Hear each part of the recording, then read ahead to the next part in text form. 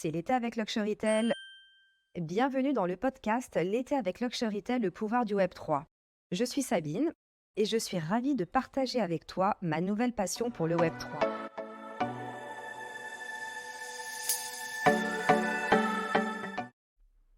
Bonjour à tous, bienvenue dans l'épisode numéro 5 du podcast L'été Luxurytel, le pouvoir du Web3. Aujourd'hui, nous allons évoquer le pouvoir des réseaux sociaux et pour cela, nous recevons un invité de marque, Patrick Calmels. Bonjour Patrick, bienvenue à toi, merci beaucoup d'être avec nous. Est-ce que tu peux te présenter? Oui, bonjour Sabine, merci beaucoup de me recevoir. Donc Patrick Calmels, je suis en charge du hub luxe de Twitter. Donc, je suis passionné par les thématiques de luxe, de Web3. Je travaille depuis 17 ans maintenant dans cet univers des maisons de luxe et des transformations digitales. Waouh, donc tu as vraiment beaucoup d'avance par rapport à nous.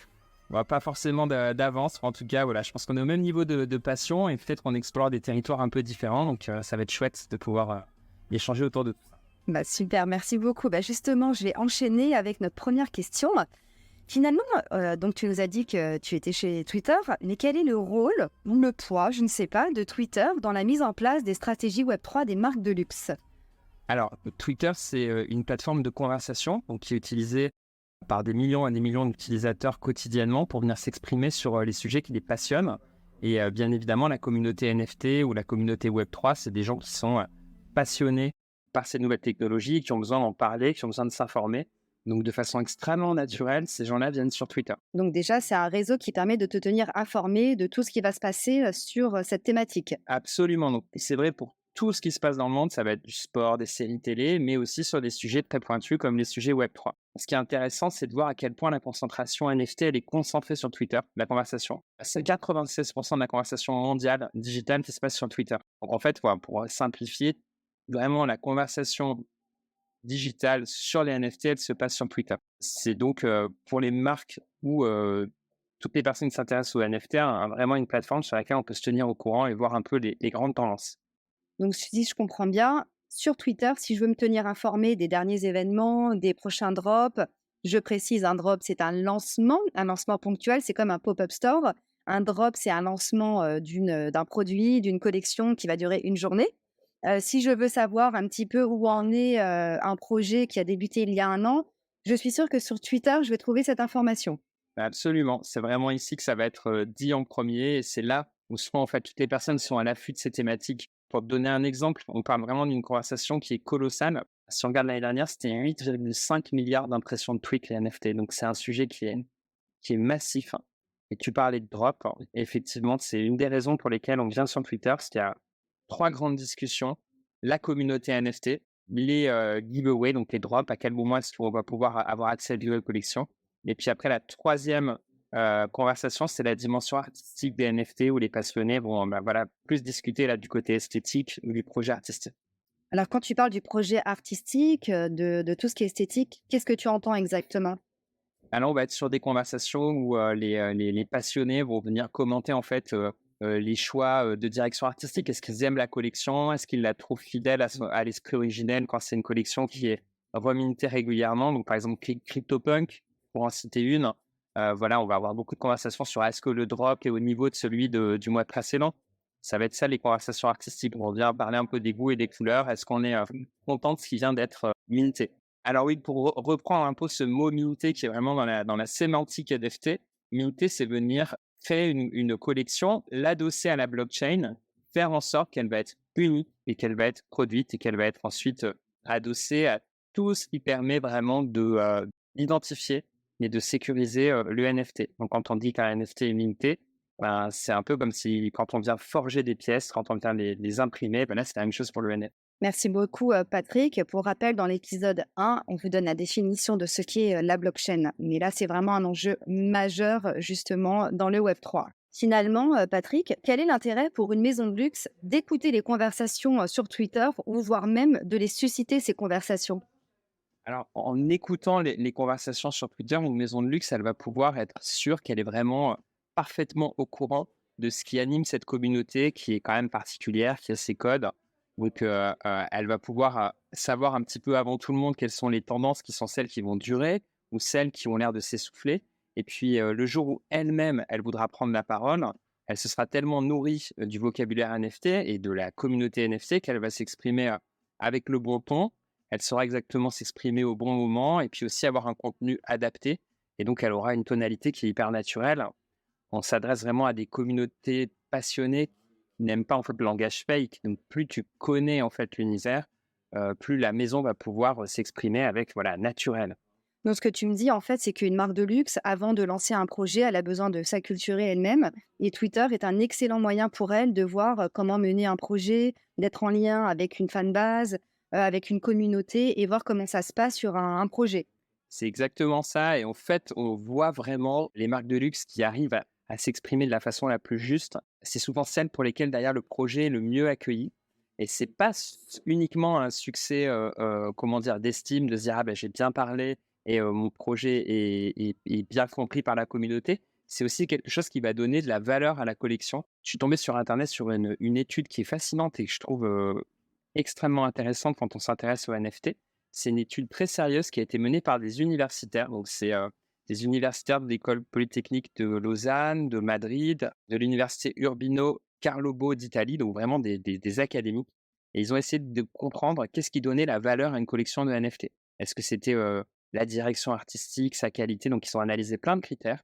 En fait, c'est le volume de conversation sur Twitter qui est la corrélation vraiment d'une valeur de NFT. On est sur la plateforme sur laquelle les choses se disent, les collections se discutent et plus une collection fait parler et ben, plus elle va prendre de la valeur. Donc, pour une marque de luxe, c'est important d'être sûr qu'elle va faire parler de sa collection. C'est ça qui va donner de la valeur vraiment monétaire à la collection. Alors, ce que tu me dis, c'est que plus j'ai de la conversation sur Twitter, plus ça va apporter de la valeur au NFT. Mais est-ce que, par exemple, je pense là au second drop de Azuki, qui n'a pas été spécialement un succès, mais est-ce que à l'inverse, je vais avoir, donc il y a eu beaucoup de conversations et finalement, bah, on en a beaucoup parlé, mais pas dans le bon sens. Finalement, ça a fait un bad buzz. Voilà. Est-ce que justement l'impact des conversations, j'entends ce que tu disais, ça peut avoir un effet hyper bénéfique pour les maisons de luxe, mais est-ce que également le poids, le volume des conversations peut, faire l'effet d'un bad buzz pour une marque? Alors totalement, moi j'ai pas analysé ce lancement particulier dont tu parlais, mais effectivement, si la marque a suffisamment écouté en amont, bah, normalement elle s'exprime avec la bonne tonalité. Est-ce que c'est ce qui manque parfois? C'est possible. Et après, bien évidemment, le volume de conversation est important, mais il y a un autre indicateur, c'est la température de conversation. Est-ce qu'on est sur une conversation positive Mmh. ou sur une conversation qui, au contraire, est très clivante et très négative? Donc, tu as raison, le volume explique pas tout. D'accord. Merci, Patrick. Donc finalement, pour sortir un petit peu de Twitter, qu'est-ce qui, à ton avis, pousse les marques de luxe à entrer dans le Web 3?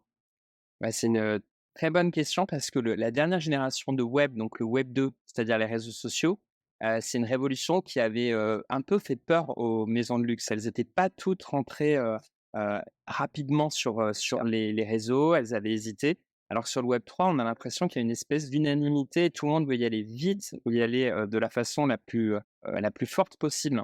Je pense que ça vient beaucoup de la technologie blockchain qui est à l'essence du web 3, qui est très rassurante pour les maisons de luxe et qui reprend pas mal d'ingrédients qui font, l'univers du luxe, c'est-à-dire, l'unicité, la rareté et l'authenticité. Donc c'est une technologie qui est très rassurante pour les maisons de luxe et elles vont pouvoir, s'appuyer sur quelque chose qu'elles maîtrisent quelque part.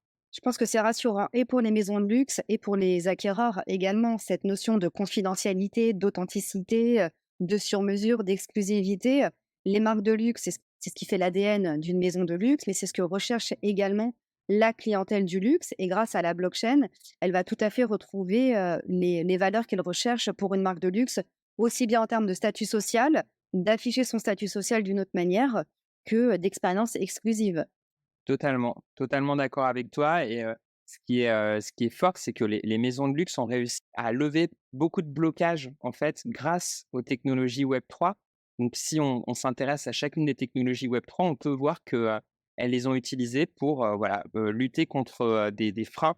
Le premier qui vient en tête, c'est la blockchain Oui. avec, voilà, vraiment le côté, la blockchain, pour simplifier, on peut dire que c'est un peu un espèce de passeport digital pour une maison de luxe fait que, bah, elle peut, garantir de façon infaillible à un utilisateur que son sac est authentique. Par exemple, si on prend l'exemple mettons d'un sac Louis Vuitton, ça permet de lutter de façon totalement efficace et infaillible contre les contrefaçons, notamment, qui était vraiment une des grandes menaces pour la santé financière de l'univers du luxe dans les années 90. C'est vrai, d'ailleurs, on a des consortiums qui se sont créés comme Aura Blockchain, comme Ariani, où, des maisons de luxe qui n'appartenaient pas du tout à des mêmes groupes, se sont réunies. Si on prend Aura Blockchain, on va avoir, LVMH, Prada, Richemont, OTB, Only the Brave. Avec Ariani, en fait, on a des maisons comme Audemars Piguet, Vacheron Constantin, Breitling, Roger Dubuis qui se sont appuyés sur cette, technologie et c'est vrai qu'aujourd'hui, ça permet, d'avoir, cette sécurité de pouvoir, s'offrir, acquérir un véritable objet de luxe. Oui, et c'est une vraie révolution parce qu'il y avait une menace économique forte. Donc, on s'associe entre concurrents pour venir vraiment nettoyer ce gros problème de l'industrie.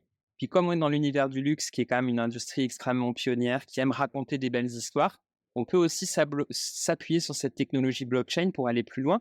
Je pense notamment, par exemple, dans les vins et spiritueux, on peut donner blockchain, donc vraiment une garantie liée à une bouteille qui va permettre de savoir que elle est composée à partir de telle parcelle du vignoble qui a été récoltée à telle date de façon extrêmement précise. Et ça donne au passeport des ressources de storytelling beaucoup plus fortes. On peut imaginer n'importe quoi, mais une maison de luxe qui a produit une montre 100 exemplaires. Une de ces montres a été portée par exemple par Kylian Mbappé la veille de la finale. Grâce à la blockchain, cette montre qui est déjà dans une toute petite série, elle gagne une valeur encore supplémentaire et c'est infaillible. On est sûr qu'on ne se fait pas avoir, entre guillemets, puisque la blockchain montre qu'elle est unique aussi, même dans une série très, très limitée. Ah bah, on va appeler Hublot alors, on va leur demander, de nous certifier ça. Et moi je rebondis sur tout ce qui est vin et spiritueux. C'est vrai que si on prend par exemple le marché chinois, il y a eu beaucoup de sujets sur la contrefaçon, parce qu'en fait, la clientèle chinoise commence à apprécier le vin, j'ai envie de dire à la française, parce qu'elle est vraiment sur c'est une population qui apprécie les alcools forts et quand, elle va acheter une bouteille de Dom Pérignon, elle va pas forcément savoir si c'est un don avec des ON, ce sera de la contrefaçon, alors que le Dom Pérignon s'écrit avec un M et le fait d'avoir, ce certificat d'authenticité, ça va prouver la valeur, que la personne aura acheté de cette bouteille et qu'il s'agit, d'une vraie bouteille de Dom Pérignon, avec toutes les caractéristiques par rapport au cépage, à sa provenance, à Reims, et cetera. Ça, c'est vraiment, je trouve, révolutionnaire, que ce soit dans la vente aux enchères de grands crus prestigieux ou dans l'achat, simple de grands crus, dans un restaurant, en Chine, par exemple.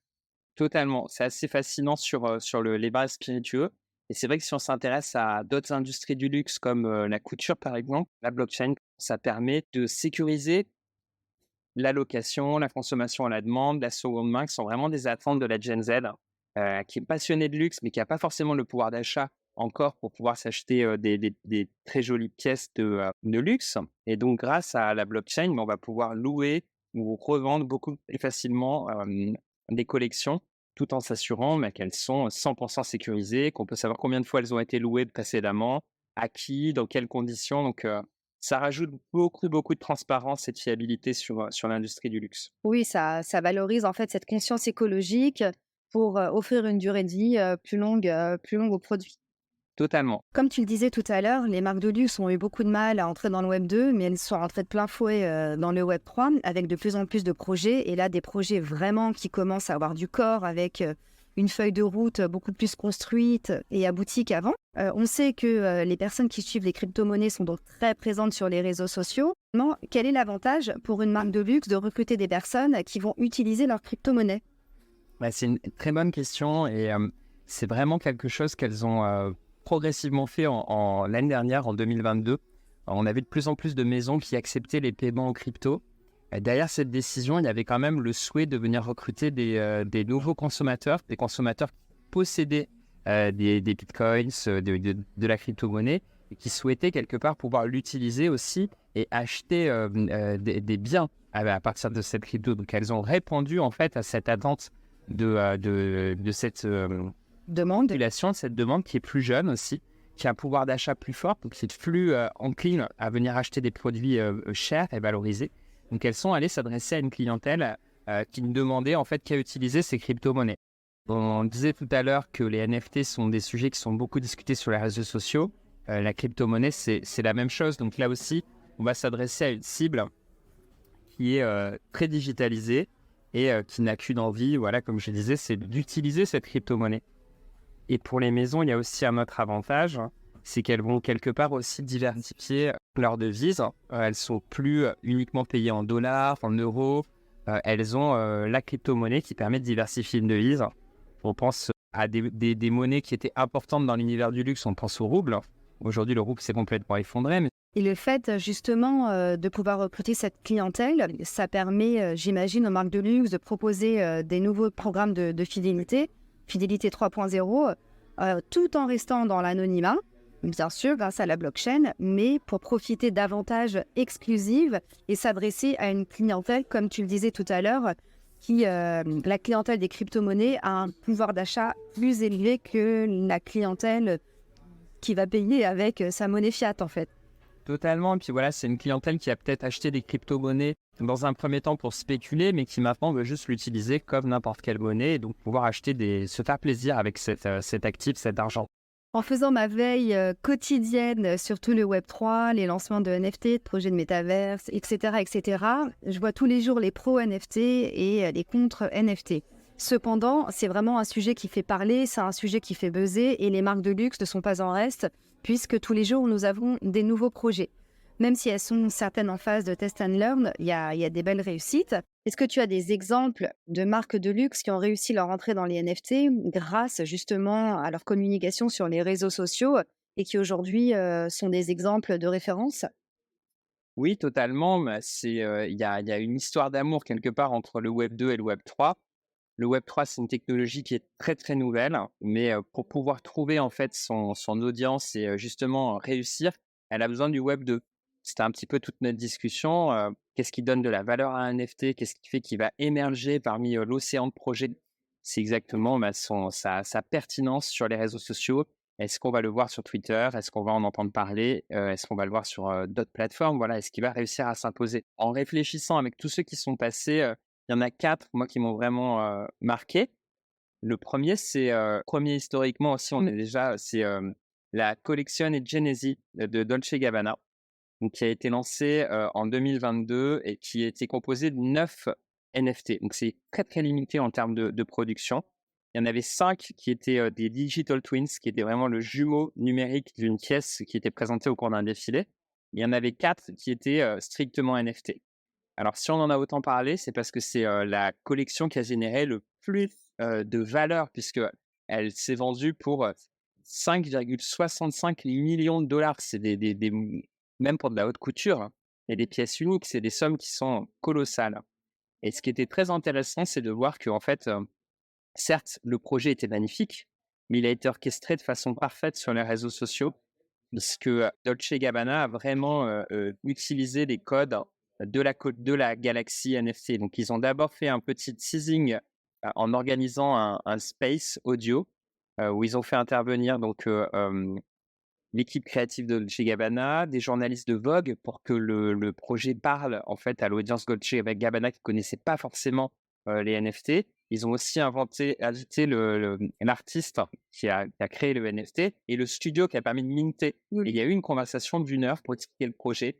Ils ont donné rendez-vous la semaine suivante avec un autre space. Ils ont tenu en haleine en fait tous leurs passionnés. Et c'est ce qui fait qu'en fait, quand la collection a été lancée, ça a été un événement parce qu'elle avait fait beaucoup parler avant, il y avait beaucoup d'attentes. Donc, ils ont eu à la fois l'avantage du first mover, d'être les premiers à proposer cette collection. Ils ont été vraiment stratèges dans la façon dont ils en ont parlé, puisque ils ont fait voilà, plusieurs rendez-vous audio en invitant à la fois des gens extrêmement pointus, des artistes et aussi des journalistes de Vogue pour venir vulgariser le projet et faire en sorte qu'ils partent à tous les fans de Dolce Gabbana, qui n'étaient pas forcément des geeks ou des pointus de NFT. Et là, Twitter a joué un rôle, j'imagine, très important dans cette collection. Absolument, voilà, c'est vraiment sur Twitter qu'ils l'ont présenté, qu'ils l'ont dévoilé. Donc, avec ce format de room audio qui s'appelle Twitter Space, qui est très, très, très, très utilisé par les maisons et les marques pour lancer des NFT. Si vous êtes utilisateur de Twitter, que vous êtes familier de ce format et que régulièrement vous voyez Lacoste, Dolce Gabbana, Guerlain parler justement de NFT via ce format et d'autres créateurs qui sont pas forcément des maisons de luxe, mais qui sont aussi intéressées par l'univers NFT, qui viennent en parler grâce à Twitter Space. Et tu as dit que tu avais 4 exemples. Donc là, on a fait notre premier exemple. Quels sont les 3 autres? Alors, il y en a 3 autres que j'adore. Le 2e, c'est le lancement qui a été fait par Tiffany autour des NFT. Donc là aussi, on parle d'une collection qui s'est très bien vendue puisque c'est 12,5 millions de dollars. Donc, les sommes sont quand même colossales. C'était en août dernier, donc il y a presque un an. Et en fait, Tiffany a lancé le premier objet hybride. Donc, c'est-à-dire que c'était 250 passes NFT qui ont été vendues. Ils ont été proposés vraiment à la communauté CryptoPunk. Donc, il fallait déjà posséder un NFT pour avoir le droit d'accéder à ce NFT. Donc 250 Happy Few qui l'ont acheté. Et ils ont eu la possibilité, donc c'est NFTIF, de les échanger contre un collier Tiffany qui reprenait exactement le design du CryptoPunk que possédait l'utilisateur. Donc là, on est vraiment dans une approche extrêmement pointue. On s'adresse à une communauté limitée, 10 000 processeurs de CryptoPunk qui ont les moyens de s'acheter des CryptoPunks. C'est une des collections les plus chères et qui derrière vont aller au summum de la personnalisation parce qu'ils vont transformer leur CryptoPunk en collier Tiffany. C'est très, très intéressant. On a vraiment un exemple concret de, comme tu disais, Happy Few. Ce sont comment on pourrait traduire Happy Few? Les VIP, Oui. les amis de la maison qui, si je ne possédais pas ce CryptoPunk, je ne pouvais pas posséder le NFT Tiffany's. Donc déjà, ça réduisait la communauté. Et ceux qui faisaient partie de cette communauté ont pu accéder à cette expérience. Totalement. Alors, pour poursuivre, peut-être le troisième que j'ai beaucoup aimé, c'est la montre connectée de Tag Heuer dédiée aux passionnés de NFT, qui s'appelle la Connected Calibre E4. Donc là, ce qui est intéressant, c'est que au-delà de produire un NFT, la maison Tag Heuer a proposé une montre qui est un réceptacle de NFT. Donc, dans le jargon NFT, c'est un hot wallet, c'est-à-dire que c'est un portefeuille numérique qui permet de stocker ses collections de NFT, de les montrer aux autres utilisateurs. Et là où l'approche a marché et où elle était très intéressante, c'est qu'elle était accessible à la vente via des crypto-monnaies aussi, où on était vraiment dans l'univers du Web3. J'achète avec des bitcoins une montre qui va me permettre de stocker ma collection de NFT et de la montrer à mes amis. Donc, on est vraiment dans une approche 100% Web3 et pas uniquement NFT, puisque voilà, Tag Heuer a accepté les crypto-paiements et a aussi développé un portefeuille connecté qui permet justement de stocker et de sécuriser sa collection de NFT. Donc là, en fait, j'ai plus besoin de montrer ma Bugatti ou ma résidence secondaire. Je peux montrer ma montagne et ça pourra afficher mon statut social, toutes mes collections de NFT finalement. Totalement, tout est à ton poignet. Tu peux faire défiler tous tes CryptoPunk et tes Bored Apes pour impressionner voilà, tes amis. Mais est-ce que tout le monde peut se l'offrir, cette montre, ou il y avait une édition limitée? Alors, c'était pas une édition limitée, mais c'est quand même, je n'ai pas le prix en tête, mais c'est un beau produit Tag Heuer. Donc, il faut avoir la volonté d'investir quand même quelques milliers d'euros pour l'acquérir. Ah, rien n'est trop beau. Et finalement, je crois que tu voulais nous parler de Gucci. Oui, alors Gucci, ce qui était très intéressant, c'est qu'ils ont un peu dépassé, ça a été les premiers à dépasser la valeur marchande du NFT, à approcher le NFT comme un objet de transaction. Ils ont décidé de rajouter une couche supplémentaire qui est le service. Donc, proposer des NFT qui sont des sésames, qui vont permettre à leurs détenteurs d'avoir accès à des privilèges, à des événements extraordinaires. Donc, je pense l'année dernière, notamment, ces services ultra premium. Il y a une collection qui s'appelle Super Gucci, une collection de NFT, une collection qui s'appelle 10KTF, Gucci Grail. Et donc là, les détenteurs de ces NFT avaient la possibilité d'avoir accès à un cocktail ultra VIP dans une boutique concept à Soho, à New York. Donc, on a le plaisir de posséder un très bel NFT de Gucci, mais au-delà de ça, on a accès à des moments extraordinaires et à faire partie de cet univers Gucci qui est réservé aux happy few, pour reprendre le mot tout à l'heure, vraiment aux amis proches de la maison Gucci. Et comment est-ce qu'on les identifie? Ce sont des détenteurs de NFT et ils ont la possibilité aussi de vendre ou d'offrir ce NFT à quelqu'un à qui ils veulent faire partager ce privilège d'avoir accès aux événements extraordinaires de Gucci. Ce qui est intéressant dans tes 4 exemples, c'est qu'on n'est pas forcément focus sur la clientèle traditionnelle du luxe. On va s'adresser à une clientèle qui a un wallet, qui aime les crypto-monnaies, qui s'intéressait pas forcément à la maison Gucci, qui s'intéressait pas forcément à la maison Tiffany. Mais le fait justement de proposer ces expériences exclusives, de proposer ces expériences sur mesure, ça a permis aux marques de luxe de recruter des clients qui n'étaient pas les leurs initialement. Et je trouve que ces projets, finalement, cette puissance du Web3, des réseaux sociaux, a permis aux maisons de luxe de s'adresser à un autre profil de clientèle. Et finalement, c'est, comme je le disais tout à l'heure, un autre moyen d'afficher, d'affirmer son statut social, mais tout en gardant l'essence, l'ADN des marques de luxe. Ouais, je partage totalement ton point de vue. C'est une technologie qui a été adoptée par les maisons de luxe pour aller parler à des nouvelles générations et rester dans un rôle de passeur, de recruteur, se placer au centre de cette bataille culturelle du Web3, en inventer des usages et être cette industrie tellement unique au sein de, voilà, de notre univers de marque, qui est celle qui ouvre les voies et derrière lesquelles vont s'engouffrer d'autres industries qui vont profiter un petit peu de cette exploration du luxe, parce qu'on a vu après dans plein d'autres univers des marques faire des choses extraordinaires sur le Web3. Il faut bien reconnaître que pour la blockchain, les crypto-paiements et le NFT, c'est l'industrie du luxe qui a ouvert ces nouveaux champs et qui les a un petit peu défrichés pour les autres maisons.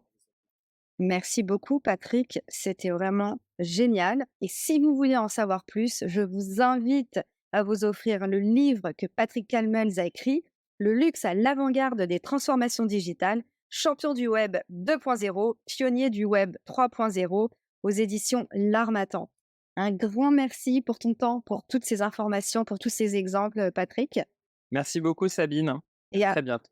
à très bientôt. Rendez-vous très vite pour un prochain épisode L'été Luxury Tale, le pouvoir du Web3.